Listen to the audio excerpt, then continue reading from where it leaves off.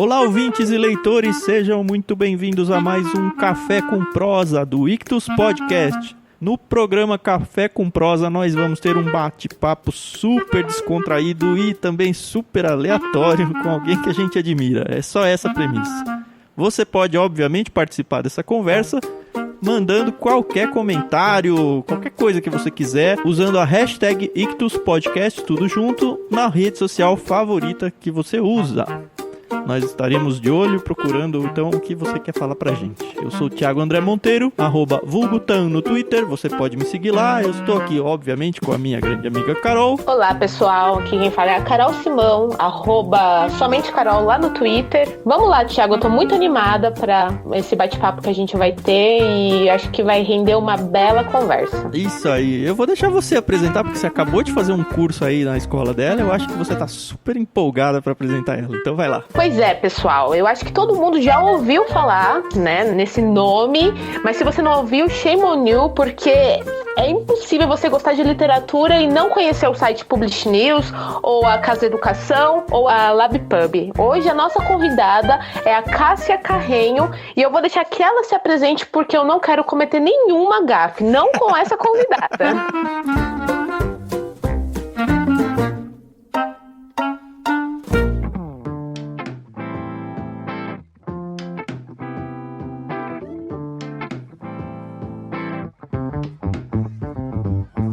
Bom, meu nome é Cássia Carrenho e quando as pessoas perguntam, né, se faz muito tempo que eu tô no mercado editorial, eu sempre falo, não, faz pouco tempo e tal. E daí um dia desses eu fui preparar uma aula e eu descobri que eu já tô há 14 anos já no mercado editorial.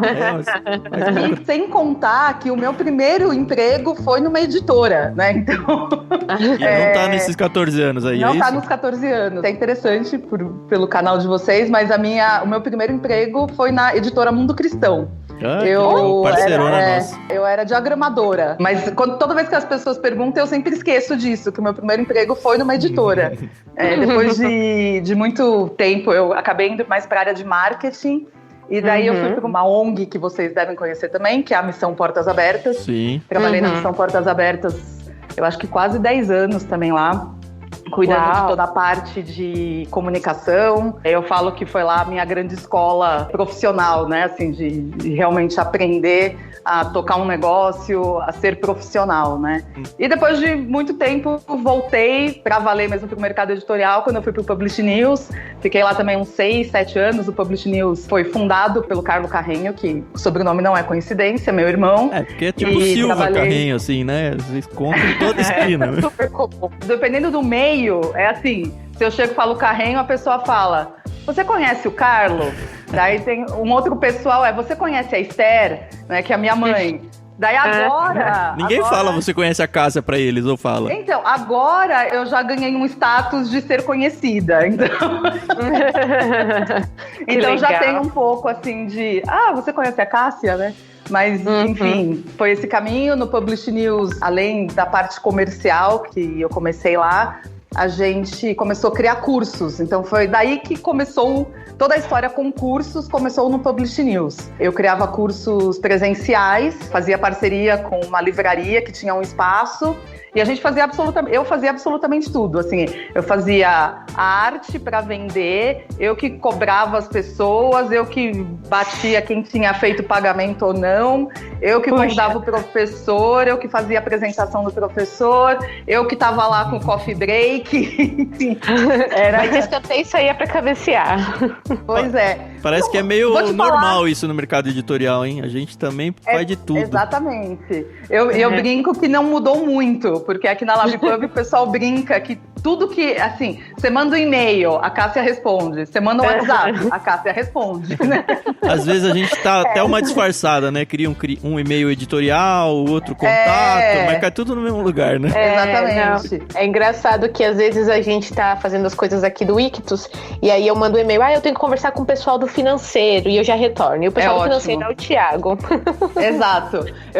A gente tem isso também. Eu vou falar com o pessoal da secretaria, né? Assim, agora a gente tem uma pessoa que realmente cuida disso, mas teve uma época que era eu. Então, peraí, deixa eu só conversar aqui com o meu próprio cérebro, a gente já volta. Daí, no Publish News, eu tive essa experiência, tanto concursos como também eventos, né? Porque a gente começou a fazer casa na Flip, algumas coisas assim que eu sempre tive um pezinho nessa área de eventos, mas nunca tinha feito pra valer, né? Quando eu saí do Publish News, eu saí meio sem ter muito rumo. Eu tava meio, vamos ver pra onde eu vou. E bem nessa época, eu já fazia algumas parcerias com a Casa Educação. O André Castro era o diretor lá. E foi muito engraçado, que ele foi a segunda pessoa que ficou sabendo que eu tinha saído do Publish News. E eu liguei pra ele e falei, vamos fazer curso? Falei bem assim pra ele, vamos planejar curso? E daí ele virou pra mim e falou, eu tô precisando de alguém aqui pra fazer mediação de curso à distância. Quando ele falou isso, eu fiz sabe aqueles desenhos que você faz? Porque eu falava, curso à distância. Isso foi 2016, eu acho. Acho que foi 2016. É bem recente. Não, agora. É recente. E daí eu falei assim, não é possível. Eu falei, André, pelo amor de Deus, que curso à distância? Que coisa, nossa, é horrível. Porque você é toda... Relações públicas, né? Distância é meio complicado, né? Aparecem todos os preconceitos que a gente tem, né? Do à distância, né? E daí foi muito legal, porque a gente foi conversar e daí ele falou, duas coisas. A primeira coisa que ele falou, você tá comparando coisas que não são comparáveis. Ele falou, você não pode comparar um curso à distância ao curso presencial. Você tem que comparar um curso à distância a nada. Porque a maioria das pessoas que faz um curso à distância, ela faz porque ela não tem outra coisa. Ou ela tá num lugar que não tem realmente curso, ou até numa grande cidade, gente, ficar se locomovendo, dependendo de onde você mora, para você sair, para chegar num curso, para terminar às 10 da noite, para você chegar em casa quase meia-noite. Né? Complicadíssimo. Eu sofri isso, eu fiz alguns cursos editoriais lá na Unil, da Unesp. E pra chegar no centro de São Paulo, eu acho que começava aqui 7 horas, alguma coisa assim. Era um terror, você tem que sair mais cedo do trabalho, pegar mó trânsito. Enfim, eu fiz o curso, foi muito bom, mas de fato é bem o que você falou. É um desespero pra chegar, sai 10, 11 horas da noite no meio do centro de São Paulo, fedido, perigoso. Ali é bem complicado.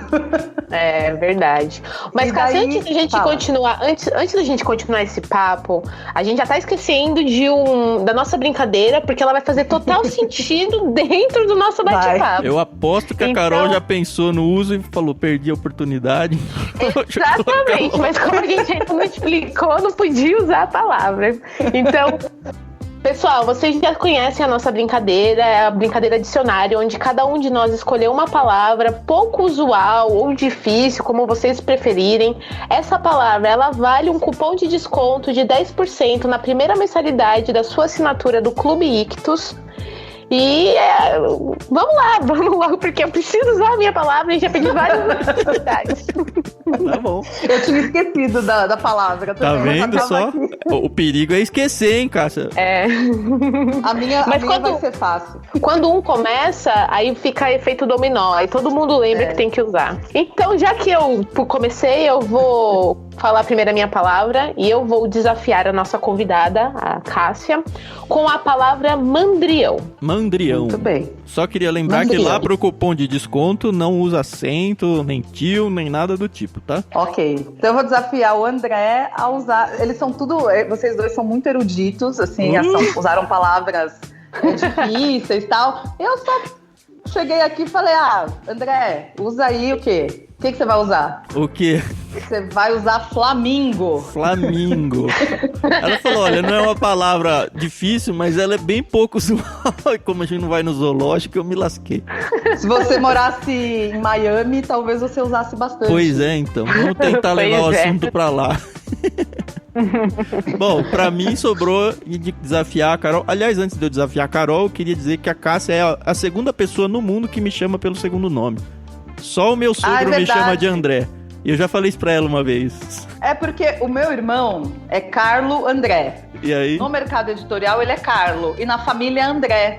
Então, toda vez que eu vejo e eu tenho muito André na minha vida, né? Meu sócio é André, meu melhor amigo é André. Então, assim, então é muito André. Então, ficou André, desculpa. Mas é só pra vocês não acharem esquisito, tá? Podem me chamar de Tan, de Thiago, de André. Me chamando pro almoço, como diz o nosso amigo Randy Cook, tá tudo bem, né? Tá tudo bem. Bom, eu vou desafiar a Carol com a palavra arenga. A-R-E-N-G-A. Arenga. E agora que ela já pode usar arenga, a gente pode seguir.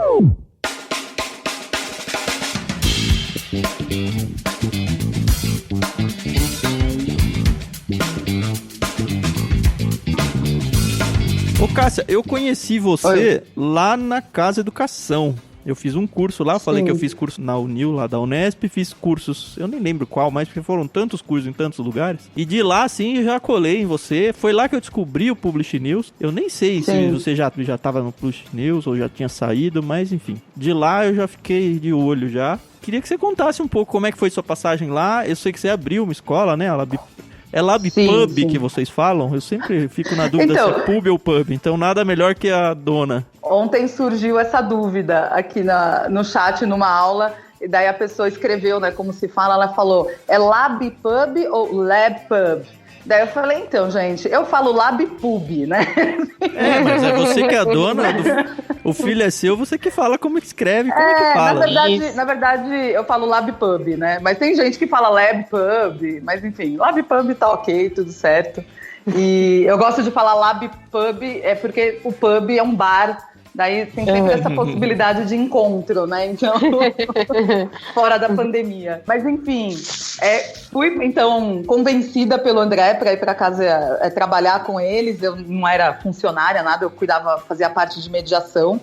E foi uma grande descoberta na minha carreira. Eu já tinha feito mediações em eventos, né, assim, mesas, mas não era uma coisa que eu prestava muita atenção, assim, né? Acontecia, né? Quando eu trabalhei no Publish News, como lá é um site jornalístico e tal, acontecia de eu ir cobrir quando algum jornalista não podia, né? Algum editor não podia, eu ia, mas era sempre muito... Era uma coisa reserva. E quando eu fui fazer, então, mediação de cursos EAD, eu realmente percebi que, além de eu gostar, que eu era muito boa. Até hoje eu olho assim e falo, nossa, é impressionante como eu consigo fazer isso e faço muito bem. E foi muito bom pra mim, né? Acho que quando você tá saindo de uma empresa, meio tentando se descobrir, né? Pra mim foi muito legal perceber isso. E foi uma super oportunidade de começar a montar cursos também, né? Porque daí eu já auxiliava, já trazia gente, eu conhecia muita gente do mercado por conta do Publish News. Se você me perguntasse se um dia eu ia ter uma escola de cursos à distância, eu ia dar risada da cara de alguém, e isso é muito recente, né? A Lab Pub agora tá com 2 anos e meio. E daí depois foi muito rápido. Eu fiquei lá um tempo, o André precisou sair, daí depois de um tempo a gente sentou e ele falou, olha... Eu quero abrir um negócio e eu só consegui imaginar fazer isso com você. E é uma parceria incrível, porque a gente se completa mesmo, né? Ele é o cara de finanças, é o guru de finanças do mercado editorial. E ele é um cara muito estratégico, né? Pensa gestão de negócio. E eu não tenho nada disso, eu sou uma pessoa de produção. Se você chegar para mim e falar, olha, precisa fazer um evento tal dia, eu vou lá e vou fazer. Agora, se eu tiver que parar, ficar pensando o que precisa fazer de termos de mercado, né? Não faço. E se eu tiver que controlar uma conta bancária, eu vou falir a empresa em um mês, né? Então... Tá lembrando alguém, Thiago? Tá lembrando alguém? Alguma dupla? Tá lembrando? Será, né? Mas a gente ainda tem skills que nem eu nem você temos, Carol. É verdade. A gente precisa achar alguém nessa área, mas a gente se completa... Assim, 80% do domínio a gente completa, mas ainda tem uns 20% aí que tá faltando. Eu acho que parceria é isso, né? Eu acho que hoje, pra mim, é muito claro. Você precisa estar com uma pessoa que tenha características diferentes da sua, até porque tem que ter alguém para bater de frente, para falar, não, acho que isso não tá certo, vamos por aquele caminho, né? E ter a liberdade de falar não e gerar o conflito sem a pessoa necessariamente brigar uma com a outra, né? Exatamente. Até eu acho que é uma coisa importante que a gente vive hoje, que as pessoas, que ninguém pode discordar de nada, né? E daí o que eu acho é que a gente tá vivendo um momento em que você tem que aceitar tudo e não se cria pensamento crítico, porque você não pode falar. Se você acha uma coisa errada, você não pode falar, né? Se a maioria acha que não é, acabou, fique quieto, né? A gente tá aprendendo isso. Eu realmente tenho medo, assim, do que vai surgir disso, porque ninguém pode falar nada, as pessoas que você discorda, você tira da sua vida. Cancela, né? Agora é o termo da moda. Cancela, exatamente. E eu não consigo entender isso, de verdade, é uma coisa bem complicada. Então, eu e o André, eu acho que é uma parceria muito legal, até porque a gente tem grandes diferenças, obviamente. Ele é um cara que pensa muito negócio, né? Ele enxerga o negócio e tal. Mas é muito bom porque eu fico muito tranquila. Esses dias eu até tava pensando nisso. Eu falei, cara, como é bom eu poder dormir, assim, sem ficar pensando em conta, né? Assim, porque eu sei que tem alguém cuidando disso. Óbvio que a gente tem reunião e eu sei as questões financeiras da empresa, mas assim, eu não tenho que ficar preocupada, porque tem alguém cuidando disso. E ele não precisa ficar preocupado se a aula vai ser transmitida, se não vai, porque ele sabe o que eu vou fazer. Eu acho que a gente chegou numa coisa muito legal. E daí a gente criou a LabPub, que foi final de 2017, foi isso. Você tem curso presencial lá também, Cássia? Não, desde o começo o objetivo, isso é impressionante isso, né? Como ele realmente tem faro para negócio. Ele, desde o começo, quando ele me chamou e a gente bateu o martelo, era a ideia de uma escola 100% à distância. A gente não tem a menor pretensão de fazer nada presencial. A gente nunca teve, né? Ainda assim, vocês têm estúdio, essas coisas, um lugar fixo pra você fazer a gravação e essas coisas, né? A gente tem, inclusive estou nele, tô aqui hoje nele. A gente tem um conjunto, né, que a gente montou 2 estúdios, porque o nosso modelo de EAD é um modelo que ele preserva muito o ao vivo, né? Então, ele é à distância, mas ele é ao vivo. Poucos cursos nossos são gravados. Naquele esquema Moodle, né? Que você põe um vídeo e a pessoa interage na plataforma, não é isso? Não, a gente tem alguns que são, mas a maioria, assim, 90%, eles são cursos que você acompanha conforme a transmissão, né? Acho que vocês 2 fizeram... desse modelo. Eu acho que o Thiago André... Pode falar André, eu gosto, é meu nome. Queria que mais gente chamasse de André. Vocês 2 fizeram cursos durante a pandemia, né? E daí a gente já teve uma alteração, que foi o professor de casa, a gente triangulava o Zoom do professor para nossa plataforma. E eu estava no estúdio.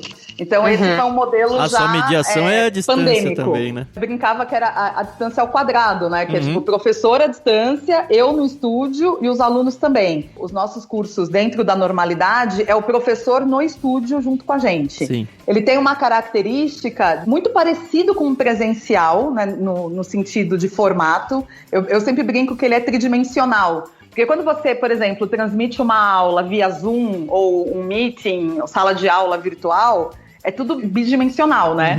O professor tá ali transmitindo da casa dele, ele põe o que ele quiser ali num chat, o share da tela dele, compartilha. E só, aqui não, aqui a gente tem essa coisa do tridimensional, né? Você tem um estúdio, você tem uma outra pessoa junto, e a gente sempre preservou isso ao máximo, a gente gosta muito desse modelo, eu acho que é um modelo que para o aluno permite essa interação em tempo real com o professor, então vocês 2 tiveram essa experiência. E o legal é que ainda preserva a questão de, perdi uma aula, eu posso ver o vídeo, né? Não tem... Exatamente, fica gravado. Sim. Então, assim, desde o começo é uma escola EAD. E até por uma questão de custos, né? Você ter um lugar que você tem que receber pessoas, tudo isso é um custo muito grande, você tem que ter uma equipe, né, para recepcionar, para cuidar desses alunos e tal. Somos uma startup, né, então assim, a nossa equipe é extremamente reduzida, a gente faz absolutamente de tudo aqui. Mas acho que é a tendência de mercado mesmo.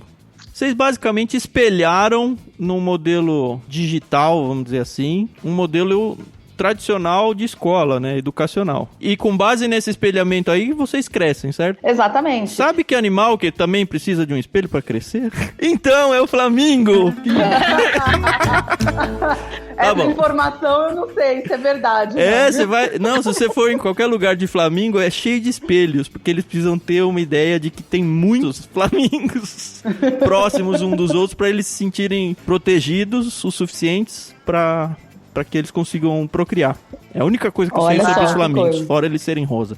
E o EAD tem uma questão que as pessoas acham que é para quem é mandrião, né? Mas na verdade não é, gente. E a Carol que tava com pressa. O EAD, ele é muito mais complexo do que as pessoas acham. Isso é uma coisa interessante, né? Porque tem muito preconceito. O negócio das tarefas, que esse negócio de... Assim, os cursos que eu fiz tinha a ver com escrita, a maioria, pelo menos aí com vocês. Sim. Então é um negócio, escreve pra, sei lá, aula terça e quinta, escreve pra quinta.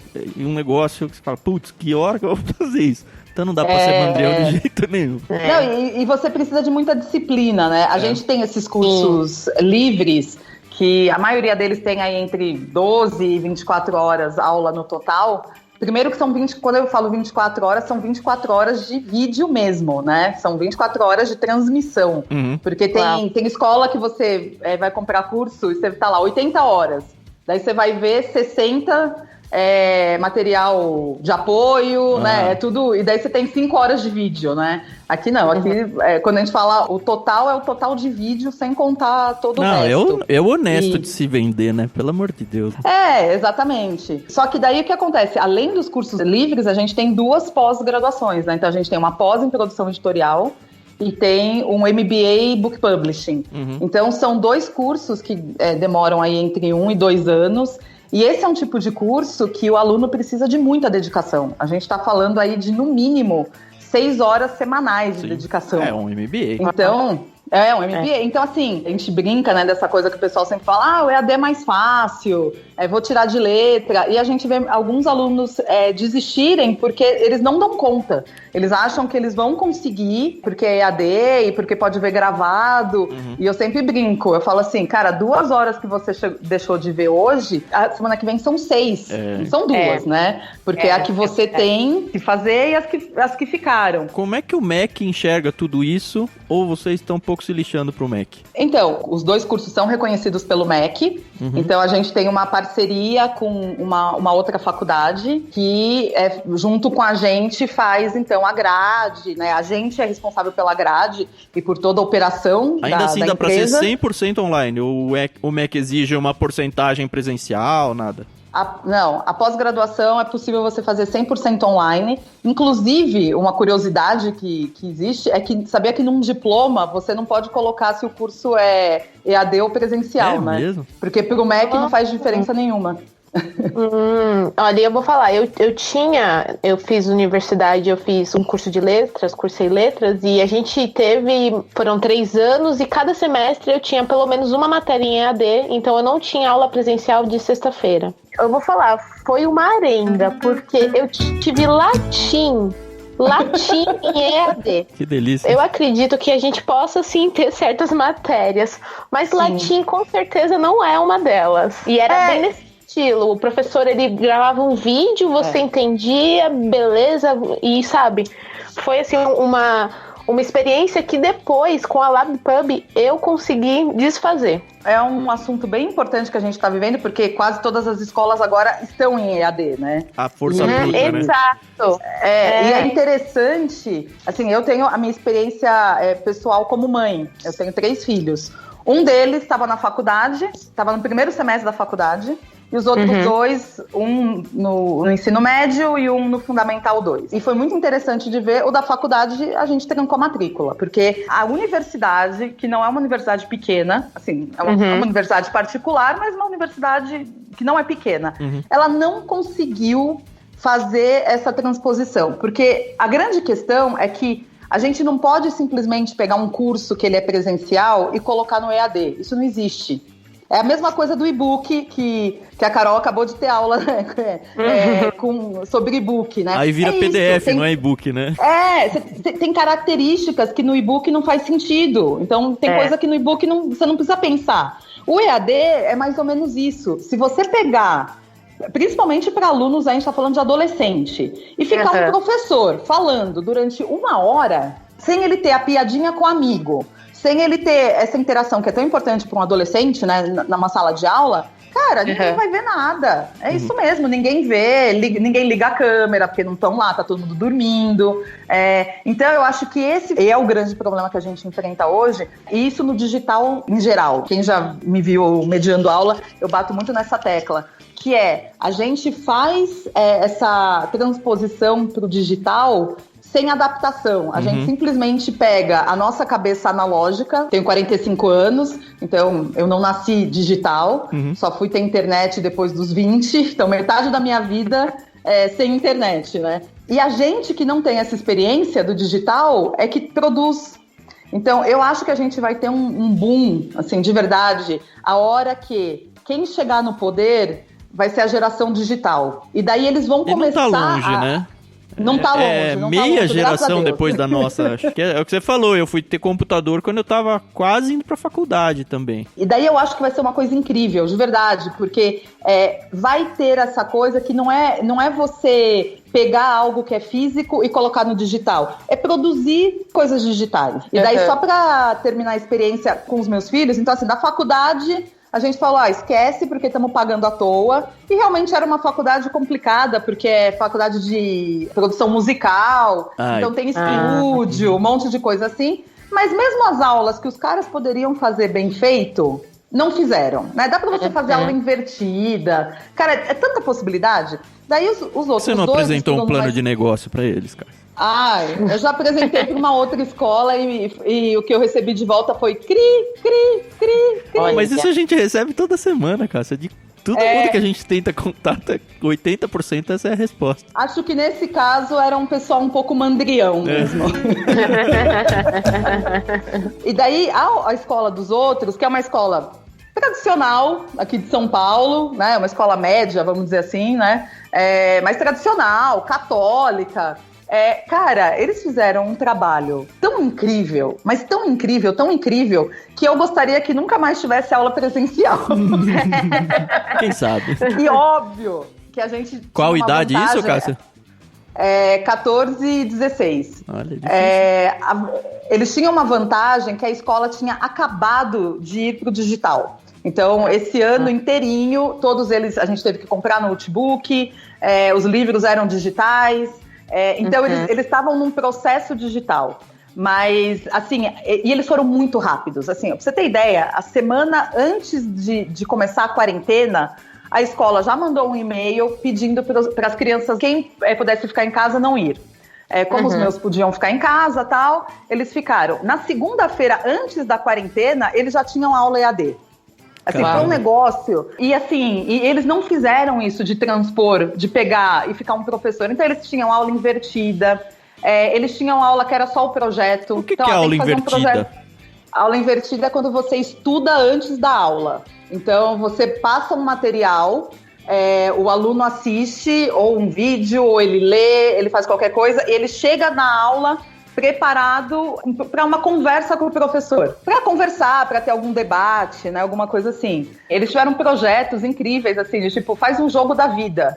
E daí tinha que tirar foto, mandar pro professor, ou filmar você jogando com alguém. Então, assim, eu, no fim, acho que eles realmente aprenderam muito mais, né, mas muito mais, né? Os professores foram muito mais criativos.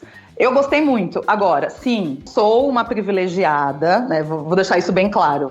Sou uma privilegiada, moro numa cidade grande, meus filhos estão numa escola particular.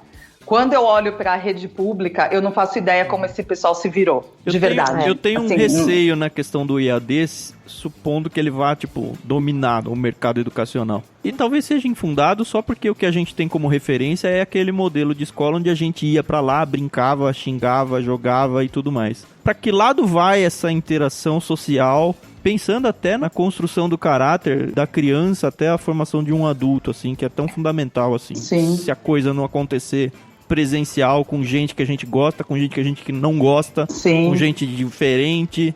Não sei se você já pensou sobre isso ou não. Sim, eu brinco que eu gostaria que fosse tudo virtual, porque eu não gastei um tostão com uniforme, um tostão com lanche. né? Maravilhoso, conseguimos economizar. E nem horas no trânsito aqui em São Paulo. No meu caso, eles vão tudo a pé, né? Eu moro num bairro, a minha vida inteira ela é num quarteirão, literalmente. Que legal. Eu não tenho carro há 10 anos aqui em São Paulo. Olha. Eu tenho uma vida de interior dentro de São Paulo. Se eu tenho que sair do meu bairro pra ir, assim, 10 minutos, eu já fico estressada, eu ando de chinelo na rua, eu conheço o açougueiro, é assim, né? Então, eu tenho uma vida... Eu sou muito privilegiada mesmo, né? E eu falo isso, que é um privilégio, mas também foram escolhas, né? Foram escolhas que eu fui tendo na vida, que me permitiram ter uma vida mais... flexível, mas deixei de ganhar muito dinheiro, né? Tive que optar por ter empregos que permitiam... Né? Exatamente, né? Eu tive 3 filhos. Você se arrepende, não? De jeito nenhum, cara. Hoje eu vejo que foi uma das... E é engraçado que, pra mim, não me parece como escolha, né? Eu não lembro um momento que eu falei, nossa, vou fazer isso. As coisas vão acontecendo e você vai tomando essas pequenas decisões que te levam ao grande quadro que eu tô hoje, né? Então, assim, eu tive filho relativamente cedo, né? Com 30 anos eu tinha já 3 filhos. Não era adolescente, mas assim, hoje em dia as pessoas... Né, nem vão casaram com 30 muito mais tarde. Exatamente. Eu tenho 30 anos e o meu bebê tem 1 ano. Nossa, coitada. Ela gosta, cara.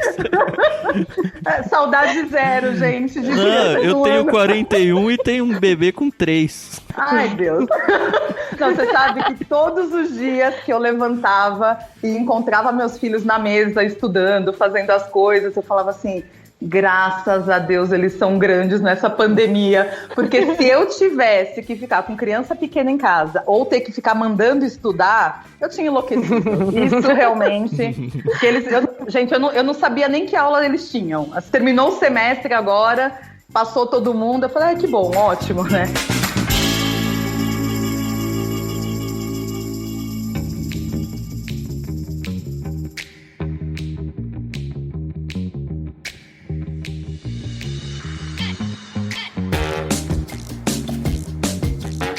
O meu filho do meio, ele sofre muito, porque ele é um cara muito popularzão, tem um monte de amigos, joga futebol como carreira mesmo. Então ele tá sofrendo assim, ele fica jogando bola na sala, né? Daí ele fica, não aguento mais, eu quero jogar bola. Daí esse fim de semana, meus pais têm casa em Campos do Jordão, a gente vai pra lá. E daí eu falei, você vai poder jogar. Ele falou, não, mãe, você não tá entendendo. Lá vai ter espaço, eu quero jogar bola, eu quero entrar no campo, né? Tem isso, sim. Eu não acho que uma coisa 100% EAD para crianças pequenas ou adolescentes, eu não acho como solução. Eu acho que a gente tem que ter interação, mas eu também acho que a gente tem que olhar as possibilidades que o EAD proporciona. Até aqui mesmo, olha que coisa louca, né? A gente... tinha um negócio totalmente EAD, e até então a gente só fazia de um jeito, que era o professor aqui na sala junto com o mediador. Era assim que a gente fazia. A gente nunca pensou em outro modelo, nunca. Quando a gente queria convidar alguns professores de fora, assim, fora de São Paulo, fica super caro trazer o cara, não sei o quê, tal. Hospedagem, a gente, então, né? Exatamente. A gente nunca parou para pensar em outra possibilidade. Aí chegou a pandemia, né? Quarentena, ninguém pode sair de casa. E, na verdade, foi mais do que a quarentena, porque alguns professores toparam continuar vindo. A gente é um escritório, literalmente, só eu que venho aqui durante a quarentena e o Carlinhos, que é a pessoa que ajuda com a parte técnica, só vem para transmissão. O prédio estava fechado, eu tinha o acesso só com a minha digital, então não tinha ninguém no prédio. Então, assim, o nosso risco era muito pequeno, né? Sim. Então, alguns professores toparam. Mas o que aconteceu? Com a quarentena, a gente começou a receber muito pedido de editora querendo fazer evento. Para usar o espaço.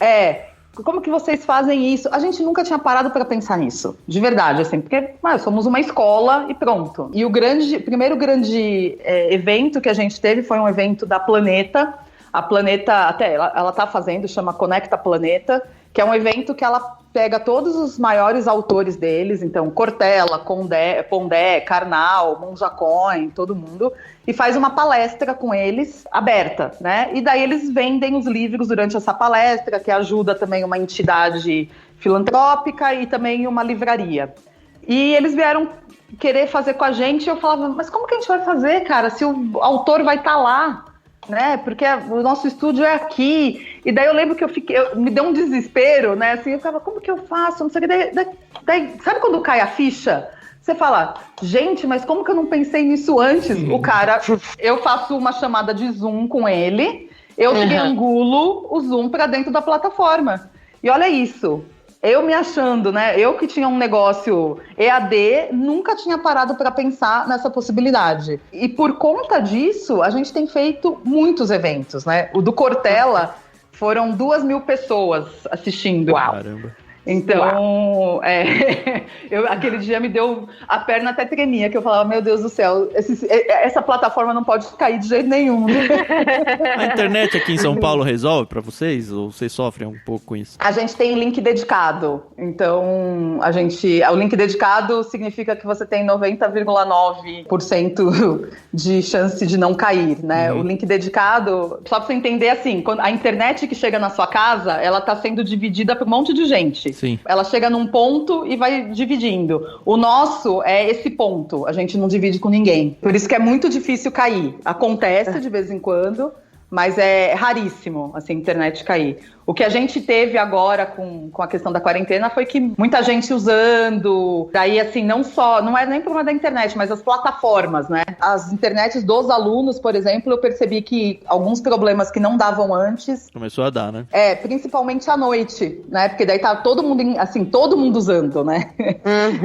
Verdade. Então, isso foi uma questão. Mas isso que eu acho legal, assim, né? De pensar que a gente pode ter outras possibilidades, né? As plataformas de transmissão, todas elas mudaram. Assim, a plataforma que a gente usou teve que criar um outro servidor. A plataforma que a gente usa... E o começo da pandemia ficou muito evidente isso, né? Porque várias tiveram problemas. Praticamente todas, né? Sim, e aí elas amadureceram, né? Porque teve uma procura muito grande, né? Então as pessoas... saíram, virou tudo EAD, né? Eu acho super válido e acho que esse é o caminho mesmo.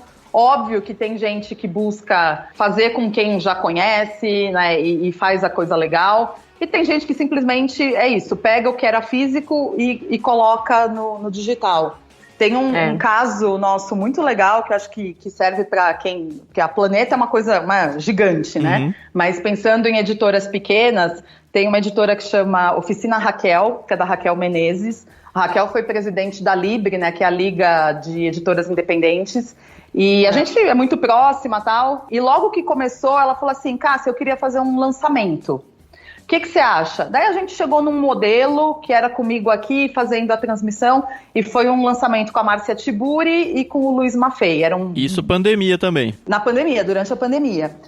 Ela fez um trabalho tão legal, porque a gente fez o evento ao vivo, tinham lá talvez umas 200 pessoas. E nem precisa gastar com coffee break, né? Não precisa nem o coffee break, nem aquele vinho que dá dor de cabeça no dia seguinte do lançamento.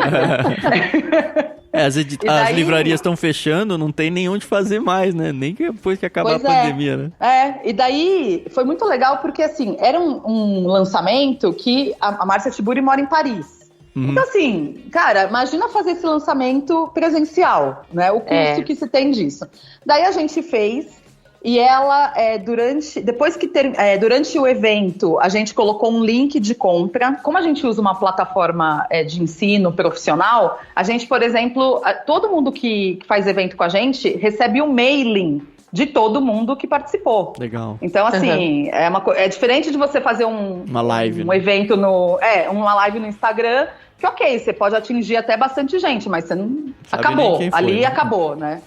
E daí ela fez um e-mail marketing depois, super bacana. Bom, o resumo é que durante o evento... Ela vendeu, se eu não me engano, uns 100 livros. E depois ela, assim, ainda nos próximos dias, mais 50. Isso para uma editora pequena. A gente sabe. Sim. 150 livros, uma editora pequena num lançamento, é algo incrível, né? É verdade. Então, eu acho que é isso, é saber aproveitar as oportunidades. Tá bom, você vai... Qual que é o objetivo da live? A live, realmente, você só quer ter um monte de gente falando? Ok, mas se você quer realmente trazer uma coisa produtiva, eu vejo muito autor que simplesmente tá dando tiro no pé, né? Que eu falo, o cara aparece em tudo quanto é live e eu já sei tudo da vida dele. Eu não tenho mais vontade nenhuma. Agora, são caras super inteligentes que poderiam montar um curso, uma palestra.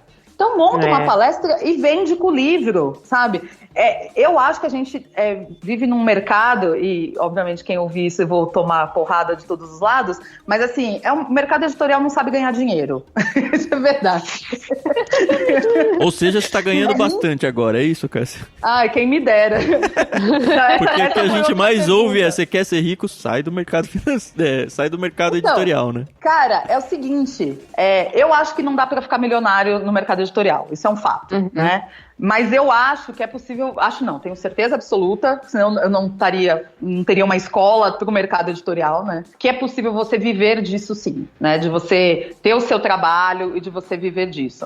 É um mercado complicado? Sim, né? É um mercado pequeno, é um mercado de pouco investimento, é um mercado que agora está buscando essa profissionalização, mas até 10 anos atrás... Mas há 10 anos eu já ouço o mesmo discurso, viu? Exatamente. Que agora que está começando a mudar, mas parece que não muda nunca. Então, agora vai mudar na pancada, né? Porque só vai ficar quem tiver a capacidade de adaptação. Esse é um fato. Verdade. E só vai ficar... Não é quem tem mais dinheiro. Essa é uma coisa interessante. As editoras pequenas, elas estão vivendo um momento super importante para elas, porque elas têm uma capacidade de adaptação muito rápida. Se você comparar, a editora pequena é um coelhinho. E a editora grande é um mamute. Então, para ela fazer qualquer conversão, para ela ter que ir para um lado para o outro, é tudo mais demorado, né? O coelho dá um pulinho eu já ouvi essa ilustração com barco. Ou você tem um bote ou você tem um transatlântico. O trabalho para você mudar de rota é complicado. E as pequenas, elas têm essa capacidade de mudança muito rápida. Elas têm menos a perder até, né, em termos financeiros. A gente vive um momento muito de nicho, né, de se olhar para o nicho que você quer trabalhar. Então, assim, eu vejo que as editoras pequenas, elas têm algumas vantagens hoje, e quem souber aproveitar vai se dar muito bem. De novo, não vai ficar milionário. Não vai, gente. A gente vive num país que não se importa com cultura, né? Não adianta. Não... A gente, como clube literário, a gente tem percebido isso pelo lado das editoras, no contato que a gente tinha no começo e o contato que a gente tem hoje. Porque no começo, assim, isso que uma ou outra até entenderam. Não, eu preciso diversificar meus clientes e tal. Mas hoje, assim, elas dão muito mais valor pra gente na questão de capilaridade de clientes pra ela. Fora o potencial de fazer uma venda grande, né? Sim, exatamente. E é isso, né? Os clubes de leitura começaram, a gente tem algumas outras iniciativas que deram muito certo também. E eu acho que esse é o momento. Eu vou te falar, a gente ouviu muita coisa boa e muita coisa ruim, né? O que eu ouvi de gente falando assim pra mim, quando eu propus algumas coisas e falavam assim: mas quando acabar, a gente vai voltar ao normal, não vou investir nisso agora não. E daí você fica assim, cara, primeiro é assim... Não sei se vai acabar, não sei quando vai acabar. E não sei o mundo não vai ser o mesmo, né? Eu, assim, gente, não me chame pra nenhum lançamento de livro até o ano que vem. Só vou se tiver vacina e olha lá, Exato. Eu sou conhecida pelos livros e tal, mas eu tenho uma confissão que eu faço em todo evento que eu participo. Eu sou mais cinéfila do que... Eu sou viciada. Né? Eu sou viciada em séries. Então, assim, como eu vivo muito no mercado de livro, raramente eu vou em lançamento. Eu só vou em lançamento realmente que são dos meus amigos. Eventos eu vou pouquíssimo. Eu quase não vou em livraria, né? E o pessoal dá muita risada disso. Eu falo, gente, eu já vivo isso. Falei, eu só quero chegar na minha casa, colocar uma série que eu não preciso pensar e tá tudo certo, né? E ok, né?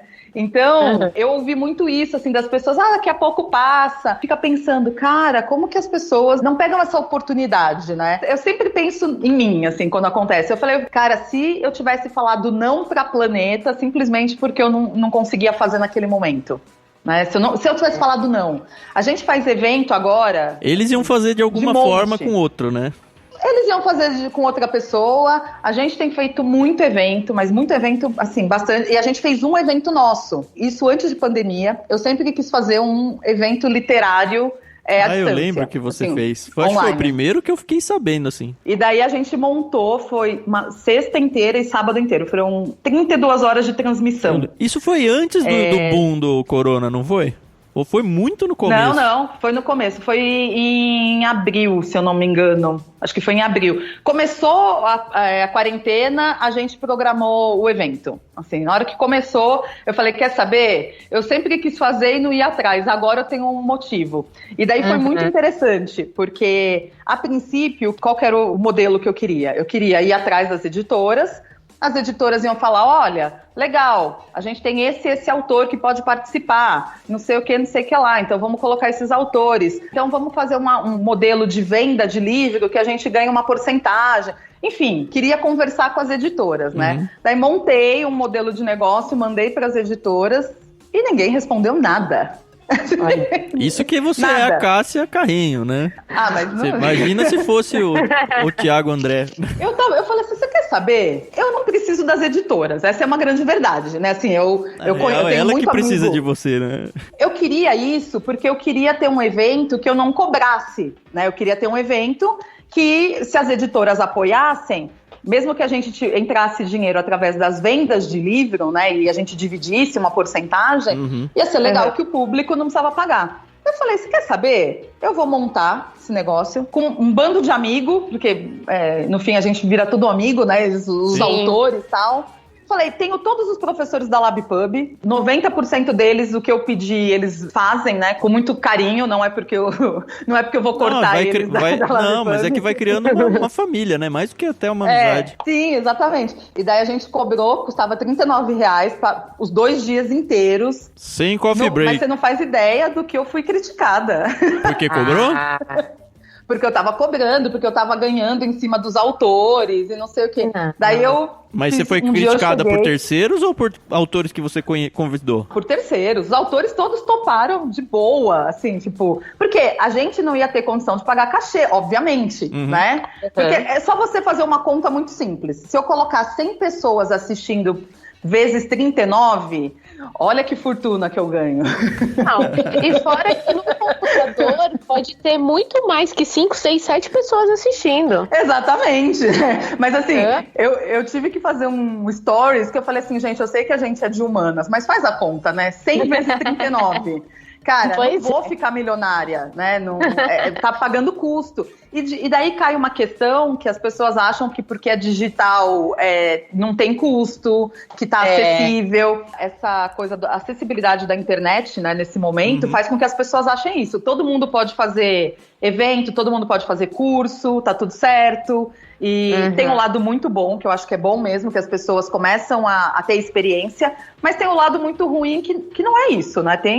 Tem uma trajetória aí, né? Sim. É igual podcast. Se eu resolver fazer podcast, meu Deus do céu, né? Eu tenho que chamar alguém que saiba fazer, porque eu não sei fazer. A gente sabe fazer, viu, Cássio? Aí, tá vendo?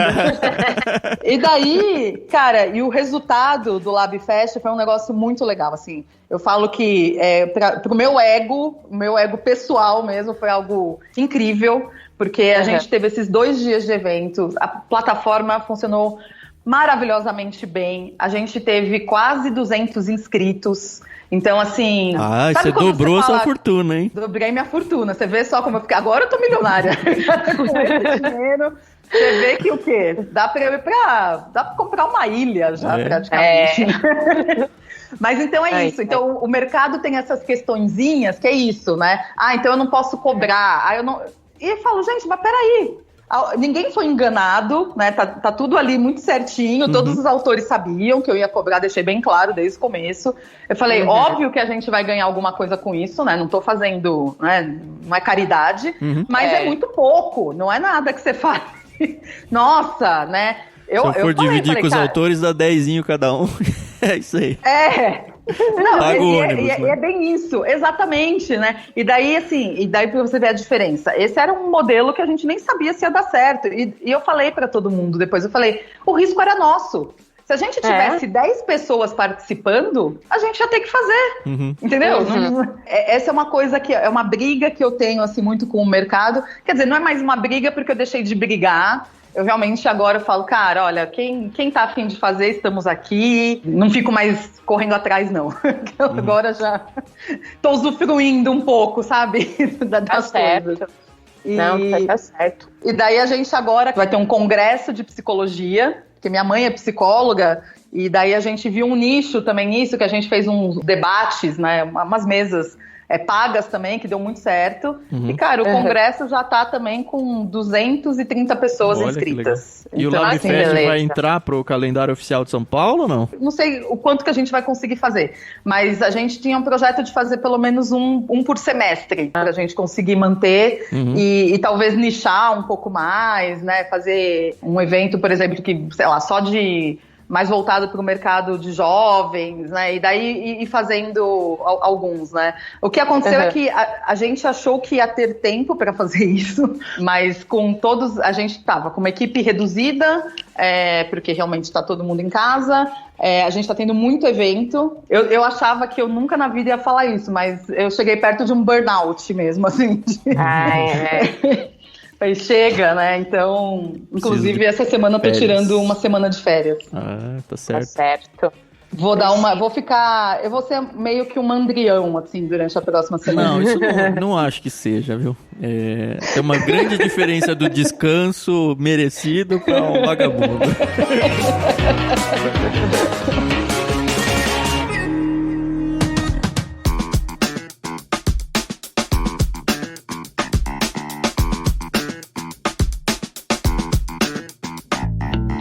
E tem um detalhe interessante aí durante a quarentena, que eu tive um filho que ficou com Covid. Putz!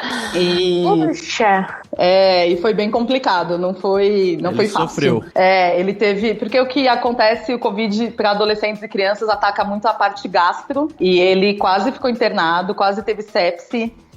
Atingiu o fígado, pâncreas, intestino. Caramba. Foi um negócio bem... Aí tá 100% bem punk. já. Agora ele tá 100%. Depois e ninguém pegou? Depois do... Então, a gente não sabe, porque eu também não vou fazer teste, porque esses testes estão tudo... Eu não tive sintoma, né? Em casa ninguém teve sintoma, a não ser o quê? Um dia acordei com dor de cabeça. Sei lá se é ou não, né? Então, um dia a gente sempre acorda com dor de cabeça. Exatamente. Eu sou a pessoa que mais tem dor de cabeça na vida. Então, assim, ele ficou de quarentena, os meninos, né, ficaram. Daí foi um esquema de guerra, né? Porque eu só vinha pro escritório em dia que o Carlinhos não precisava vir pra mediar, pra fazer a transmissão. E daí a gente treinou meu filho mais velho pra fazer transmissão. Então... Olha! Porque daí, já que eu tava... Parecendo o Silvio Santos, né? Colocando as filhas pra trabalhar. Mas cara. Porque já que eu com ele eu tenho contato direto, né? Não tem jeito. Então ele vinha e a gente fazia. Daí demorou... Depois que passou o período do ciclo direitinho, ele demorou ainda 1 mês pra se recuperar totalmente. Ficou com intolerância à lactose. E assim, um moleque super saudável, atleta. O negócio não é fácil não, viu? Sim, poxa vida, mas agora tá tudo bem. Tá, tudo bem. Estamos agora todo mundo de férias. Boas férias pra vocês, então. Bom descanso. A gente não atrapalhou as suas férias pra essa gravação. Não, né? Pegou nos 45 do segundo tempo, é isso? Eu vou no domingo só. Só domingo que dá pra eu ir. Daí vamos ficar uma semana. Vai ser o que dá pra ficar, né? Uma semana, depois a gente volta, mas é bom também pra sair um pouco, né? Ver outros ares, poder sair da porta pra fora sem máscara, né? Também é bom. Sim, não aguento mais. É bem cansativo, né? Acho que a gente tá todo mundo vivendo... Eu falo que a minha vida mudou pouco no sentido de... Eu continuei trabalhando normalmente. E eu sou uma pessoa muito tranquila, assim. Eu não sou uma pessoa estressada. E eu tive medo, obviamente, mas tudo dentro do controle, né? Mas é muito estressante, né? Eu lembro de pensar assim... Cara, como que uma coisa tão simples, que é eu ir trabalhar ou ir para um supermercado, virou uma coisa que dá terror, né? Não é só ir, né? A volta do supermercado agora é a gente gasta quase 1 hora limpando produto a produto com álcool. Nossa, é mó saco. Essa parte de limpar eu já desencanei. Ainda não. Eu tive a época que eu chegava em casa, eu trocava de roupa umas 3 vezes por dia.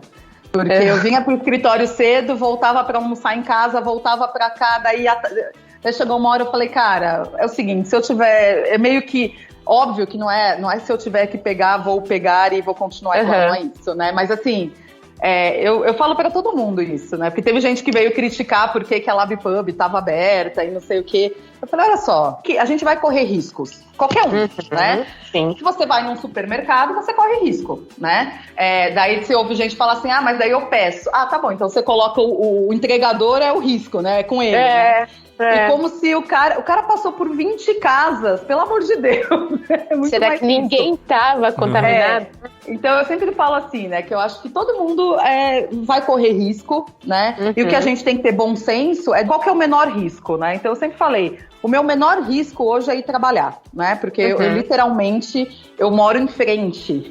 Sim. Então eu atravesso a rua. O meu maior perigo é o elevador, que no caso é um perigo grande mesmo. Mas enfim, né? Então, cara, a gente vai ter que aprender a correr riscos nas suas escalas. Eu não vou em lugar com multidão nunca, porque eu não gosto. E assim, não vou em lugar nenhum hoje em dia, a não ser na minha casa e no supermercado. Nem na casa dos meus pais, que no começo eu ajudava bastante, chegou uma hora que eu fiquei preocupada comigo, né? Eu falei, quer saber? Deixa, os meninos pelo menos são mais jovens. Daí o de 16 pegou, né? Pois é. Mas enfim, mas acho que a gente tá vivendo esse momento. Eu acho que tem muita lição que a gente aprende nisso tudo. Óbvio que não gostaria de estar passando por isso, acho que ninguém gostaria. Mas eu acho que o mercado tem uma grande possibilidade aí de repensar, porque parece que é um mercado que só funciona assim, né? Quando toma um tapa. Quando a água bate na bunda, né? É isso aí.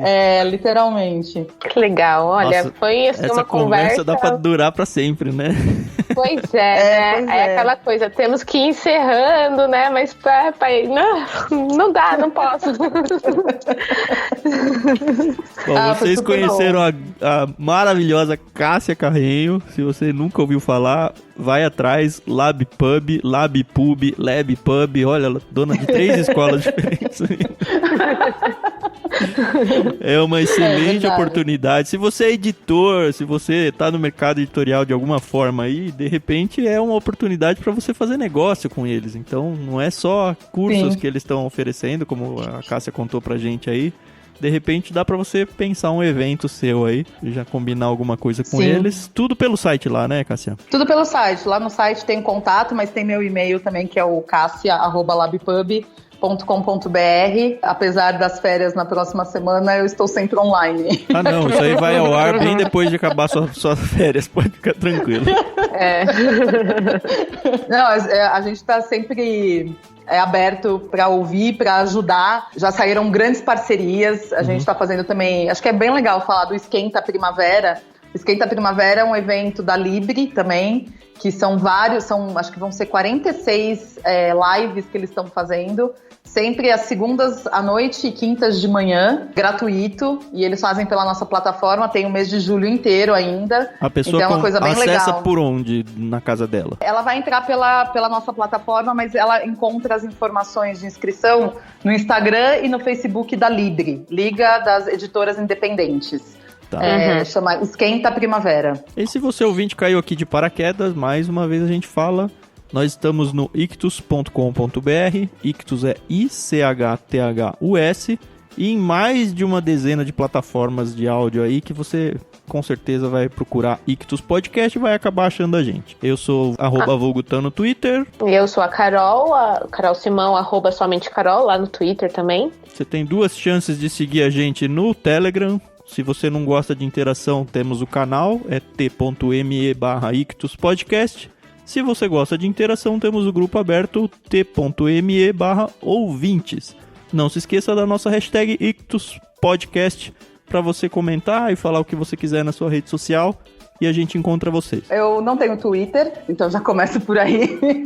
Eu não sei. Mas quem quiser te seguir, vai por onde, Cássia? Olha, pode seguir no Instagram, mas aí eu prefiro que vocês sigam a LabPub, entendeu? Que é a escola que eu tenho hoje. Eu praticamente não uso mais redes sociais. Usei muito, fui heavy user, mas me libertei. Mas, enfim, tô lá por conta da escola. Então, primeiro, gente, fico super honrada, obrigada pelo convite. Mais um caminho digital digital que eu estou experimentando. É a segunda vez que eu gravo podcast, então super obrigada. E é isso, muito obrigado, Cássia. Cara, foi muito gostosa essa conversa. Espero que suas férias sejam bem abençoadas aí. Não tem alguém que deixou de falar uma palavra, não? Não, eu falei, Você falei. Falou tão bem faladinho que tá escondida, mas falou sim. Olha! Então eu não ouvi. Ela falou. Então tá bom, tudo bem. Então você tá perdoada. Obrigada.